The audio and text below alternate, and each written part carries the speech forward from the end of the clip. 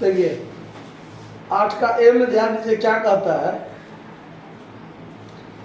कि Annapurna sports club से संबंधित निम्न सूचनाओं से 2018 के लिए चंदे से आय की गणना कीजिए। फिर आगे दिया हुआ है कि अग्रिम प्राप्त चंदा जो है वो वर्ष के प्रारंभ में 5000 और अंत में 2000 है। फिर आगे है कि वर्ष 2018 में प्राप्त कुल चंदा 20,000 है, मतलब प्राप्ति भुगतान खाता के अनुसार 20,000 रुपया कुल प्राप्त चंदा होगा उसका। ठीक है। फिर कहता है कि क्लब में 300 सदस्य हैं और प्रत्येक सदस्य जो है वो 100 रुपया प्रति वर्ष चंदा चुकाता है।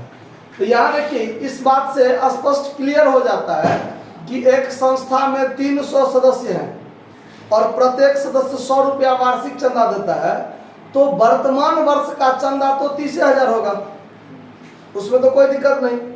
तो वर्तमान वर्ष का चंदा 30,000 होगा, ये बात तो सिर्फ यही बता दिया हमको। अब वो कितना आया नहीं आया, चूंकि आईबीए खाता में नगद हो चाहे उधार टोटल लिखाता है ना, तो 30,000 चंदा तो आईबीए खाता में जाएगा। क्यों? तो 300 सदस्य हैं और 100 रुपया प्रत्येक सदस्य देता है, तो 30,000 चंदा होना चाहिए, है ना। तो ये तो मुंह से हो जाएगा, आराम से काम करने की जरूरत नहीं है। लेकिन इस सवाल में कुछ बात है जो नहीं लिखा हुआ है, जो लिखा रहना चाहिए कि वर्तमान वर्ष का अदत्त चंदा कितना, ये कैलकुलेशन इसमें वास्तव में करना है। वर्तमान वर्ष का अदत्त चंदा कितना, 30,000 चंदा होना चाहिए, तो क्लियर है बात। लेकिन वर्तमान वर्ष का बकाया कितना है और प्राप्त कितना हुआ, ये दोनों चीज आपको इसमें स्पष्ट क्लियर करना है। तो उसके लिए ध्यान दीजिए, सबसे पहले हम कैलकुलेशन करेंगे, calculation of subscription received for current year 2018। यानी हमने सब्सक्रिप्शन रिसीव्ड कितना किया, वर्तमान वर्ष के लिए हमने कितना चंदा रिसीव्ड किया, सबसे पहले हम वो कैलकुलेशन कर रहे हैं। आया बात समझ में? देखिए ये कैसे होगा, पार्टिकुलर अमाउंट हम यहां लिखते हैं कि total subscription received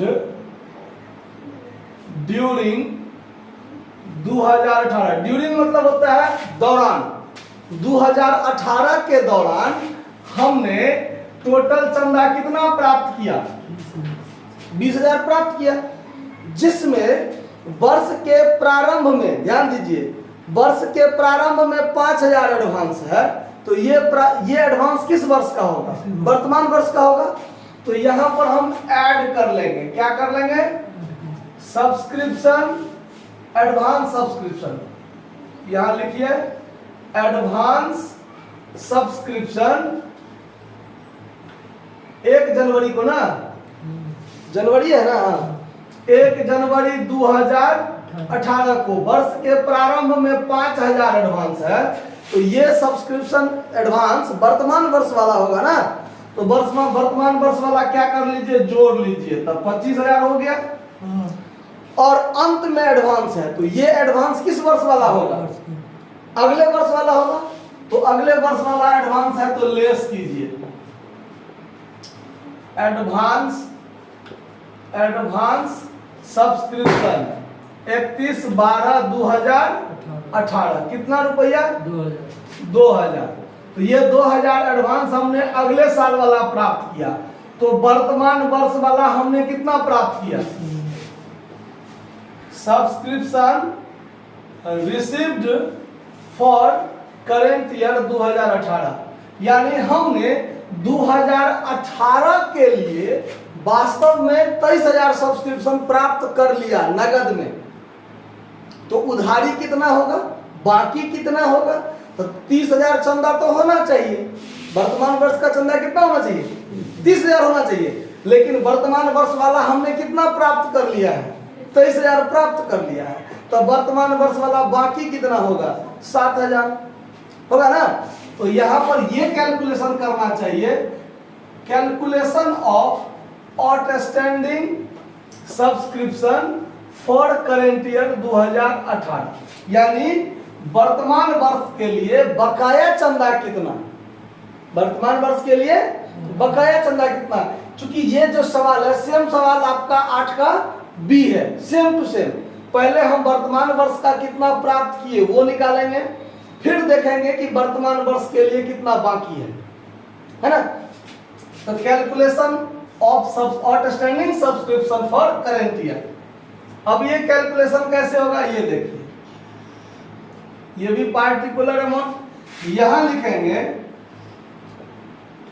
subscription for current year 300 member at the rate of RS 100 each, यानी 100 रुपया प्रत्येक के हिसाब से सब्सक्रिप्शन फॉर करेंट ईयर कितना होना चाहिए, 30,000 होना चाहिए ना, कि 300 मेंबर है at the rate of 100 each सब देता है, तो 30,000 चंदा तो होना चाहिए। जबकि हमने वर्तमान वर्ष के दौरान वर्तमान वर्ष के लिए कितना प्राप्त किया, 23,000 प्राप्त किया ना। तो यहां लिखेंगे less subscription received for current year, हमने करेंट ईयर के लिए कितना चंदा प्राप्त किया, वास्तव में 23,000 प्राप्त किया, तो वर्तमान वर्ष का बकाया चंदा कितना है, यानी outstanding subscription for current year 2018, यानी 2018 के लिए जो हमारा बकाया चंदा है वो कितना, 7,000। आया बात समझ में। अब यदि आपको इनकम एंड एक्सपेंडिचर में दिखाने के लिए कहेगा तो वहां पर तो आपको 23,000 ही दिखाना है, मात्र 30,000 ही दिखाना है मात्र, जिसमें 23,000 प्राप्त किया और 7,000 क्या है बाकी है। समझ में आया बात। इसमें कहता है दिखाने के लिए भी कहीं नहीं, सिर्फ कहता है गणना करने के लिए। तो गणना करने के लिए ये आपका क्लियर हो जाएगा कि 30,000 होना चाहिए, 7,000 बाकी है, 23,000 हमने प्राप्त कर लिया है। यानी वर्तमान वर्ष के लिए आय व्यय खाता का जो वास्तविक चंदा होगा वो कितना, 30,000 होगा। समझ में आया बात, नोट कर लीजिए। धन्यवाद।